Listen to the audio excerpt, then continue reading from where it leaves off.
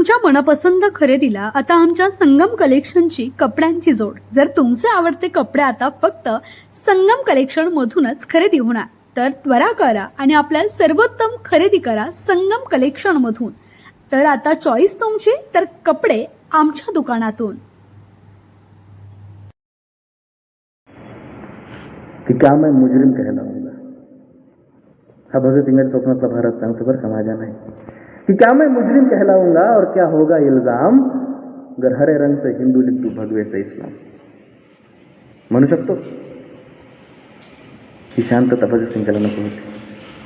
हो का नाही? हो का नाही? हो असलेले हात वर करा, नाही असलेले हात वर करा. आहे, खूप लोक आहेत. अख्खं आयुष्य भगत सिंगांना दिलं सगळ्यांना एक करण्यासाठी. त्यानं स्वतःच्या धर्माचा त्याग केला. जगातला सर्वोत्कृष्ट नास्तिक जर कोणी तुम्हाला विचारलं तर पहिलं नाव तुमच्या ओठावर भगत सिंग येतं. आणि जगातला सर्वोत्कृष्ट आस्तिक आणि धार्मिक तर सगळ्यात पहिलं नाव तुमच्या तोंडावर राजगुरूंचं यायला पाहिजे. तुम्ही धर्म मानता की नाही मानता हा फरक नाही पडत.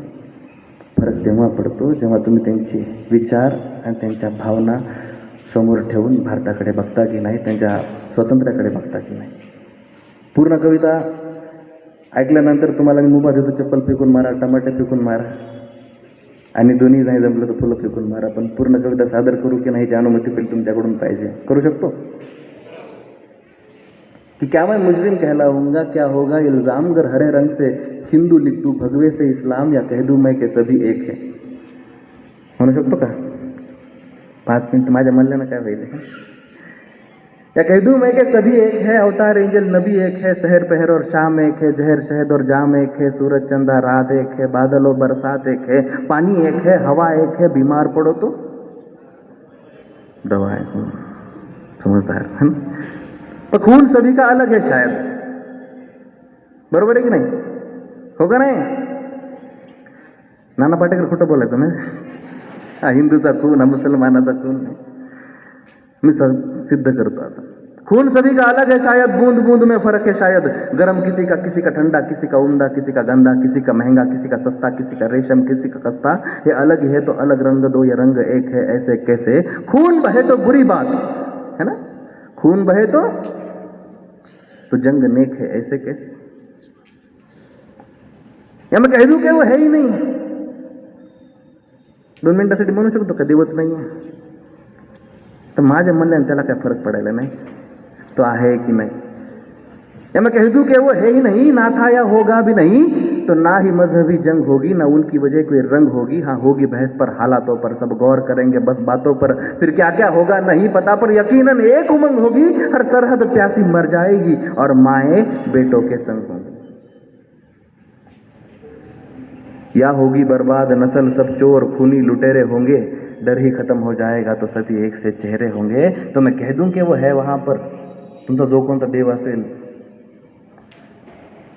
मैं कह दूं कि वो है वहां पर, ठीक वही होता है जहां पर देख रहा है हमें, वहां से जो दिखता नहीं हमें यहाँ से बनाया जिसने ब्रह्मांड सारा, सांसों को हमारी दिया सहारा, सवारा हमको बड़े प्यार से, बड़ी उम्मीद और एतबार से, भेजा फिर धरती पर हमको, कहा कि सूरज बनकर चमको, कहा कि मेरा अंश है तुम में, कहा कि मेरा वंश भी तुम हो, मेरे कार्य की भुजाएं हो तुम और मेरा सारांश भी तुम हो. मैं शायद खुद को भांप रहा हूँ जो ये जीवन तुमको सौंप रहा हूँ, दिखा रहा हूँ भरोसा तुम पर, बस बनाए रखना खुद के दम पर, लौटोगे जब तब स्वागत होगा बड़े प्यार से पास बिठाकर, पर अब से दुनिया तुम्हारी है तुम ही सांभालो रखो टिकाकर.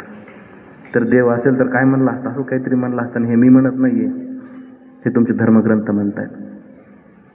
आणि हे सगळं सांगून देखील जर खाली बघत असेल तो आकाशातून, तर त्याला काय दिसतंय?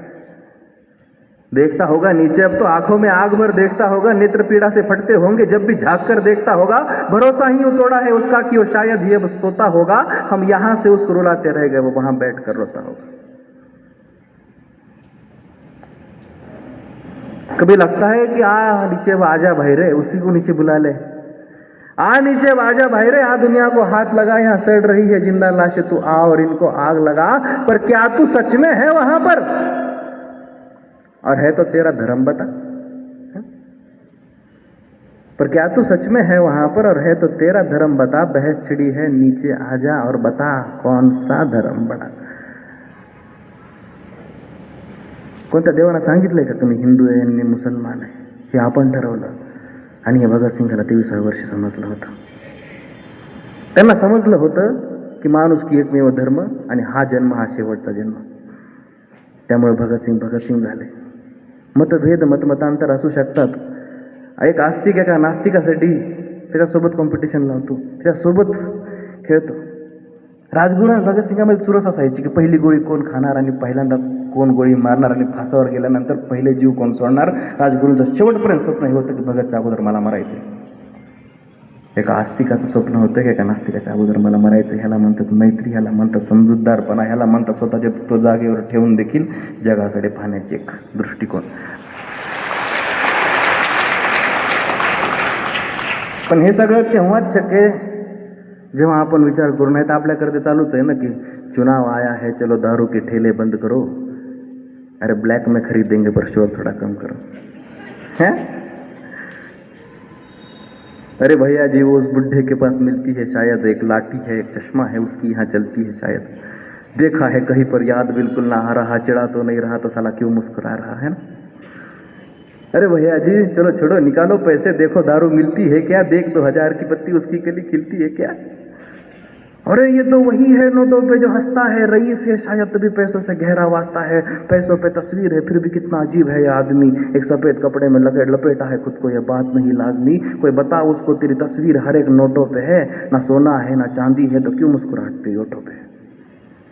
अरे भैया जी वो देखो अफसर जा रहा है, काला चश्मा नीला कोट, हाथ में चालान की किताब ला रहा है. अरे इन साहब की तस्वीर तो मैंने कोर्ट में देखी थी, वो जो खून किया था मैंने, जिसकी सुनवाई अभी तक बाकी थी. हाँ याद आया, खैर छोड़ो चाबी ला. अरे पर गाड़ी कहाँ है मेरी, और ये केसरिया झंडे किसके है, वो घोड़ी किसने अकेली छोड़ी. भैया जी वो देखो अंधेरे में कुछ चमक रहा है, आंखें हैं किसी की या शमशीर मचल रहा है, लंबी दाढ़ी कमान सी मूछे, माथे पे आधा चांद है, उनके नजरें मानो तलवार की धार, जैसे तूफानों में बिजली चमके.